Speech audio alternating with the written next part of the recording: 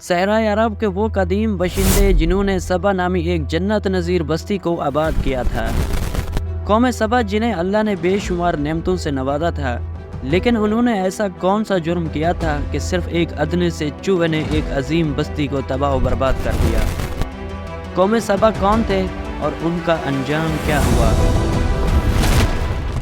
قرآن مجید میں اللہ نے ہمارے لیے سبا کا موز قصے بیان کیے ہیں، جہاں کہیں کسی قوم کی کسی برائی کا ذکر ہے تو کہیں کسی قوم کی سرکشی کا تذکرہ ہے۔ ان اقوام پر آنے والے خوفناک عذاب اور ان کے انجام سے نہ صرف قریش مکہ بلکہ اہل کتاب اور اس زمانے کے لوگوں کو ڈرایا گیا ہے، یہاں تک کہ یہ دنیا میں آنے والے تمام انسانوں کے لیے نصیحت ہے۔ ان اقوام میں سے ایک قوم ایسی بھی تھی جسے قوم سبا کہا جاتا ہے۔ تاریخ کے مطابق سبا جنوبی عرب کی ایک بہت بڑی قوم کا نام تھا۔ قدیم زمانے سے ہی پوری دنیا میں عرب کی اس قوم کو کافی شہرت حاصل تھی۔ 2500 سال قبل از مسیح کے اسریہ اور بابل کے کتب میں اس قوم کا ذکر ملتا ہے، جنہیں سہوم کہا گیا ہے۔ اسی طرح بابل کی کتاب یرمیہ میں بھی اس قوم کا ذکر آیا ہے۔ تاریخ کو کھنگالنے سے یہ معلوم ہوتا ہے کہ اسلام کے ظہور سے پہلے جزیرہ عرب میں بسنے والی قوم کو مورخین 3 طبقوں میں تقسیم کرتے ہیں، جو کہ عرب بیدا، عرب اربا اور عرب مستعربہ کہلاتے ہیں۔ بہرحال قوم سبا کا تعلق عربوں کے دوسرے طبقے یعنی عرب اربا سے تھا۔ قوم سبا کو سبا اس لیے کہتے ہیں کیونکہ اس علاقے کو سبا نامی ایک شخص نے آباد کیا تھا۔ لہذا ابن عباس بیان کرتے ہیں کہ رسول اللہ صلی اللہ علیہ وآلہ وسلم سے سوال کیا گیا کہ سبا کوئی مرد تھا یا عورت یا کسی ملک کا نام؟ آپ صلی اللہ علیہ وآلہ وسلم نے فرمایا سبا ایک مرد تھا جس کے 10 بیٹے تھے، ان میں سے 6 یمن چلے گئے تھے اور 4 شام چلے گئے تھے۔ سبا سام بن نوح کے بیٹے قحطان کی اولاد تھے، یہی وجہ ہے کہ ان لوگوں کو قحطانی عرب بھی کہا جاتا تھا۔ سبا کا اصل نام عبد الشمس تھا۔ اہل تاریخ نے یہ بھی لکھا ہے کہ عبد الشمس نے اپنے زمانے میں آخری نبی کی بشارت سنائی تھی اور وہ ایک نیک انسان تھا۔ سبا جنوبی عرب کے تمام قبائل کا جد امجد تھا۔ اس نے یمن کا مشہور شہر مارب کو آباد کیا تھا۔ ابن کثیر نے یہ بھی لکھا ہے کہ سبا بعد میں یمن کے بادشاہوں کا لقب ہو گیا تھا، اور ملکہ سبا یعنی بلقیس کا تعلق بھی اسی سلطنت سے تھا۔ قوم سبا کی سلطنتیں ایک زمانے میں اتنی طاقتور ہو گئی تھی کہ مصر، شام، ایران اور ہند تک کے علاقے تک پھیل گئے، جہاں کے کھنڈرات میں ان کے نشانات اب بھی موجود ہیں۔ قوم سبا کا عروج کا زمانہ 1100 قبل از مسیح ہے۔ جب داؤد علیہ السلام اور سلیمان علیہ السلام کی حکومت آئی تو یہ قوم ایک مالدار قوم کی حیثیت سے مشہور ہو چکی تھی۔ ابتدا میں اس قوم کے لوگ سورج کی پرستش کیا کرتے تھے، لیکن جب ملکہ بلقیس کی حکومت آئی تو سلیمان علیہ السلام کے ہاتھوں قوم سبا کے لوگ مسلمان ہو گئے اور شرک بت پرستی ترک کر دی۔ امام ابن کثیر لکھتے ہیں کہ قوم سبا کے علاقے میں مارب نامی ایک شہر تھا۔ یہ شہر بلق نامی 2 پہاڑیوں کے درمیان تھا۔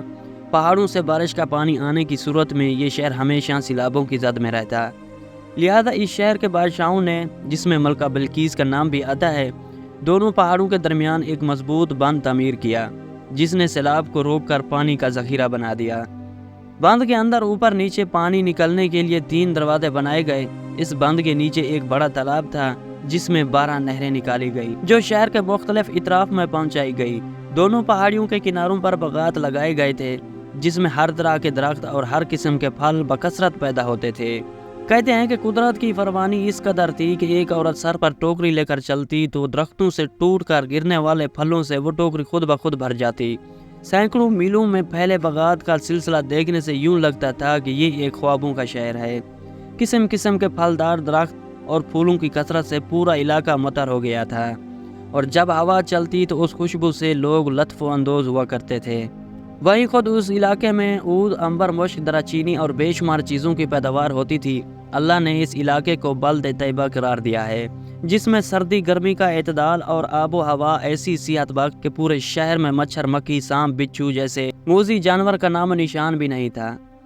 کہتے ہیں کہ ملکہ بلقیس سے سلیمان علیہ السلام کا رشتہ ہو جانے کے بعد قوم سبا ایک لمبے عرصے تک توحید پر گامزن رہی، مگر بعد میں انہوں نے بغاوت اور سرکشی شروع کر دی۔ وہ لوگ کافر ہو گئے، ان کے اندر شرک، بت پرستی کا دور ہو گیا۔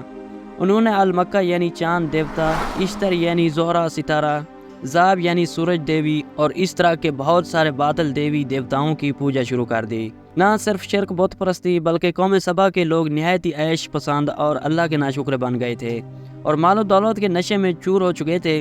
وہ خدا کی یاد سے غافل ہو گئے۔ اتنے ساری نعمتوں اور راحتوں کے فراوانی کے باوجود وہ اللہ کو بھول بیٹھے اور دنیا کے دل فریبوں میں ہی مست ہو گئے۔ قوم سبا کے لوگ اسراف کرنے لگے تھے اور خدا کی دی ہوئی نعمتوں کو بیجا برباد کرنے لگے تھے۔ حالت یہ تھی کہ یہ لوگ خالص گندم کی بنی روٹیوں سے بچوں کے بدن کی گندگی صاف کیا کرتے تھے۔ بعد میں ان گندی روٹیوں کو اکٹھا کرنے سے ایک پہاڑ بن گیا تھا۔ جب کوئی صالح شخص انہیں اس عمل سے ڈراتا اور اللہ کا خوف دلاتا تو وہ جواب دیتے کہ جاؤ، ہمیں بھوک اور اناج کی کمی سے کوئی ڈر نہیں ہے، ہمارے پاس بہت سارے پھل، گندم اور میوے ہیں۔ غرض یہ کہ نعمتوں کی کثرت نے انہیں غافل کر دیا۔ کہتے ہیں کہ وقتاً فوقتاً قوم سبا کی طرف 13 پیغمبر مبعوث کیے گئے تھے، لیکن ان 13 پیغمبروں کا ذکر قرآن و حدیث یا کسی بھی طریقی حوالے میں موجود نہیں ہے۔ ان انبیاء کرام نے ان لوگوں کو خدا کی نعمتوں کا شکر بجا لانے کی تلقینیں کی، انہیں راہ راست پر آنے کی نصیحت کی اور بیجا اثرات سے توبہ کرنے کو کہا، لیکن ہر سرکش قوم کی طرح انہوں نے بھی انبیاء کی دعوت کو رد کر دیا۔ اللہ نے انہیں سنبھلنے کی کافی مہلت دی، لیکن وہ اپنی کفران نعمت پر قائم، لہذا اللہ نے ان کی گرفت کرنے کا فیصلہ کیا۔ قوم سبا کے جرم کے پاداش میں ان پر اندھے چھچھندروں کو مسلط کر دیا۔ ان سرائی چھچھندروں اور چوہوں نے ان کے عظیم مارب ڈیم کا رخ کیا اور بند کو نیچے سے کھودنا شروع کر دیا اور اس میں سوراخ کرتے چلے گئے، تو انہوں نے بند کے نیچے جگہ جگہ چھوٹے بڑے سوراخ کر دیے۔ لہٰذا جب پانی کا ریلا آیا تو انہوں نے چوہے کے ذریعے بنائے گئے سوراخوں سے نکلنے کا موقع مل گیا، جس سے بند ٹوٹ گیا اور پانی پوری بستی میں پھیل گیا۔ قوم سبا کے تمام باغات اور کھیت پانی میں غرق ہو گئے۔ پانی کے ریلے میں اہل سبا کا مال و اسباب اور مویشی سب بہتے چلے گئے۔ اہل سبا کے خوبصورت سجے سجائے محلات اور مکانات ویران ہو گئے۔ سبا کے لوگ پانی میں غرق ہو کر ہلاک ہو گئے۔ مورخین لکھتے ہیں کہ سبا کے کچھ لوگ بھاگ کر عرب کے وسط میں یثرب چلے گئے۔ یہ قبیلہ اوس و خزرج تھا، جنہوں نے بعد میں مدینہ شہر کو آباد کیا، اور ان کا جد امجد عمر بن عامر نامی شخص تھا۔ نعمتوں کی کثرت نے قوم سبا کو شکر بجا لانے کے بجائے سرمست اور خدا کی یاد سے غافل کر دیا تھا، جس کے نتیجے میں انہیں تباہ کر ڈالا گیا۔ یہ سزا ان کی اپنے ہی اعمال کا بدلہ تھا جو انہوں نے کیے تھے۔ اس طرح اللہ کے غضب نے اس قوم کو انتہائی عروج سے گرا کر اس گڈھے میں پھینک دیا جہاں سے پھر کوئی مغلوب قوم کبھی کھڑی نہیں ہو سکتی۔